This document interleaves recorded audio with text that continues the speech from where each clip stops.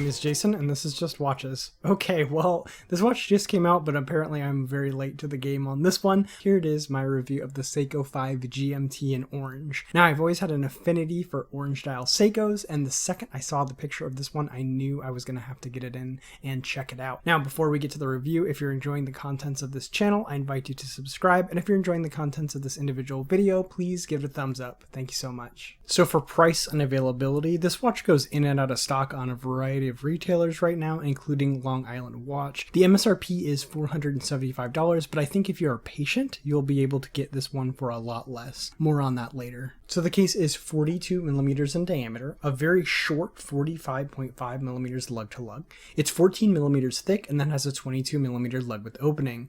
Now sized up for my 6 3/4 inch wrist, it weighs in at 145 grams. Now, this case probably looks very familiar to you. This is the classic shape of the SKX. It has brushing along the top, high polished sides, and then there's actually a really small high polished chamfer along the transition. The crown resides at 4, safely tucked away between the massive crown guards that are integrated into the case. Now, the extremely short lug to lug makes this watch incredibly wearable. The water resistance is only 100 meters, one of the major complaints about the 5KX when it was released, but as this is a GMT and not a diver, I find it more reasonable here. Now, the stock bracelet should look familiar. It's very much like the bracelet that was on the SKX. Starting at 22 millimeters, it tapers all the way down to 18 millimeters. The articulation across the back of the watch is excellent, as is the articulation between the links. The outer links are brushed and the inner links are high polish. The double push-to-point clasp has a signed safety catch, and then it actually has a high polish chamfer along the edge as well. The clasp is pressed metal, but I find it secure on the wrist. There are 4 micro positions, and that in combination with these smaller links should make it easy to get a good fit. Now, this bracelet is slightly more refined than the SKX version, but it still has some of that hated or Levitt rattly feeling. And then finally, sizing is accomplished with simple split pins. The screw-in exhibition caseback is going to help with that 100 meters of water resistance, and then you do get to see this new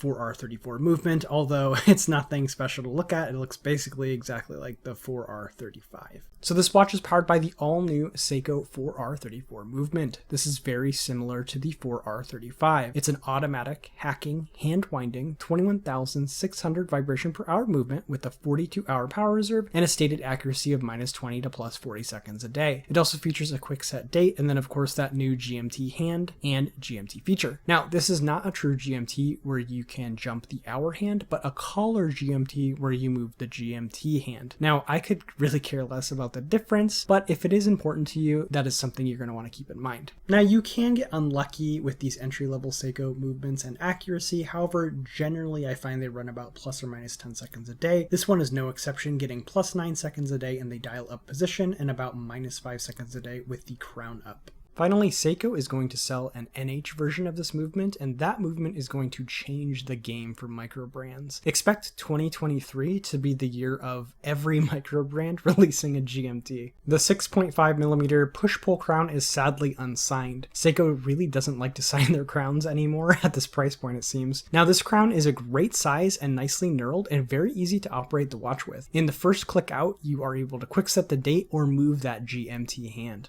So the flat hardlex crystal is flush to the bezel, but does have a great facet along the edge that creates nice distortions and catches the light. There's also a Cyclops here. Now, my Cyclops rule is if it magnifies well, then I don't mind it, but if it doesn't magnify, get it out of here. This one barely skirts by. It magnifies the date a bit, but I'd really like to see stronger magnification in general when you're going to use a Cyclops. I'm also sad Seiko didn't use sapphire crystal here, but I'm not really surprised one bit they went with hardlex. Now, the bezel is a bi-directional friction bezel. This is a brilliant move by Seiko because technically as a GMT watch, you really want a bi-directional bezel. Plus, it eliminates those pesky alignment issues that Seiko always seems to have. Now, I do miss clicks, but the friction is well executed. It has good resistance and stays put, but it's not overly hard to turn. The insert is a beautiful hardlex. Now, when I first saw these watches online, I thought the whole bezel was black, but the lower half of the insert is actually gray, but that only really appears in certain lighting conditions. It's a fun detail and the effect is really cool in person, but difficult to fully capture in video or pictures. So the style should look familiar. We have a matte orange chapter ring with a shimmery orange dial. I think Seiko makes some of the best orange dials, and this one is no exception. The indices are applied with a large triangle at 12, ovals at 6 and 9, and then the date at 3, so orientation is very clear on this one. The Seiko and Seiko 5 logos are applied at 12, with automatic and GMT at 6. This is a pleasing lack of text, and I'm glad they didn't try to fit the water resistance or some other information at the 6 o'clock position. One minor nitpick is that the orange of the chapter ring is not a perfect match to the dial, but it's not something you're going to notice unless you specifically look for it. And then the handset should also look quite familiar to you. The hour and minute hands are edged in gold and filled with lume. And then we have the lollipop second hand, and then that excellent GMT hand. So the finish on the GMT hand is actually the same shiny grayish black that is used on the lower half of the bezel insert, and it will kind of catch the light in different ways. And then the shape is really well executed. It's easy to see and is clearly different from the other hands, and also has a large lume plot, so you'll be able to see it with Seiko's incredible lume bright in dark situations. And then my only complaint here, and this is pretty common for Seiko, is that the color of the lume on the hands and the indices don't match, and this tends to really drive me crazy. So no surprise with the lume here, Seiko's lume bright is excellent, and this is no exception. And then check out that GMT hand glowing brightly.